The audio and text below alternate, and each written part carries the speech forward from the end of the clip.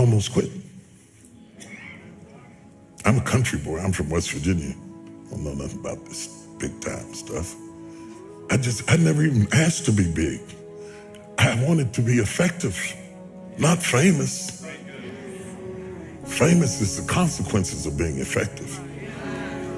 I didn't know nothing about being famous and I didn't like it. And so there I was, and when you first knew, everybody attacks you first and figures you out later.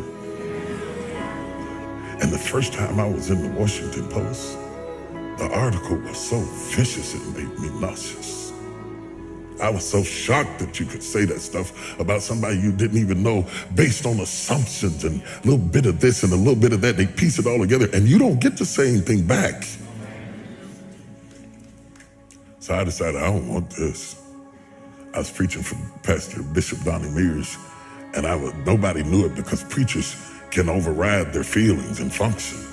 I preached, the place was on fire, but inside I want to quit. I told God, I'm through with this. I'm not going through this. I don't need this. I don't need that.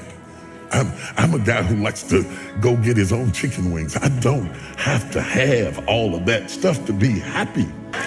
So I thought, I'm not doing this no more. I'm not doing it. I'm not doing this. I'm not doing this because I don't need this and I didn't ask for this. I'm only doing this because of what happened in my life, of the circumstances that happened in my life. He put me on stage. I didn't ask for it. And when I saw how much it cost, I thought, you can have that right back here. You can have that right back up in here. I don't need it. So I was mad inside and I was hurt. And I stayed up in the fellowship with the pastors because I didn't want to go back to my room and sulk in my own sorrows. And they said, there's a lady downstairs waiting to see you. The service was over and the fellowship was over and the pastor was starting to leave. I was trying to outwait her. I thought she'd give up and leave. And when I finally came down the steps, she was there. And she was just a willowy bit of a woman. And she said, Bishop Jakes, she said, I've been in the hospital.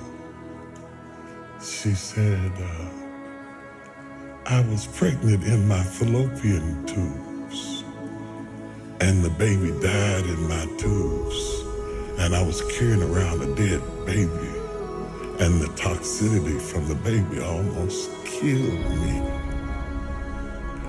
And she said, the only thing that kept me alive was hearing you preach.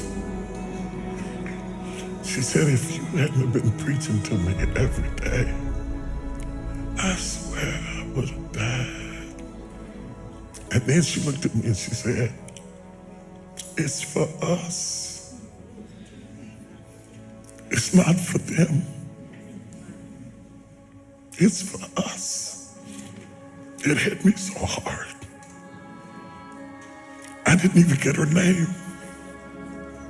I got in the car and cried all the way back to my room because she reminded me why I was there. Last week when I text you, I was up in Baltimore in DC and I was doing a book signing. And this woman came up to the table to buy sword. She said, you don't remember me, do you? I said, no, she didn't even look like the same person. She's all dressed up and gained weight. She felt like she wanted to say, She said, I met you in the bottom of Donnie Mears Church years ago and I burst into tears. I lost it. I stopped the signing and I jumped up and hugged her. If it were not for that woman,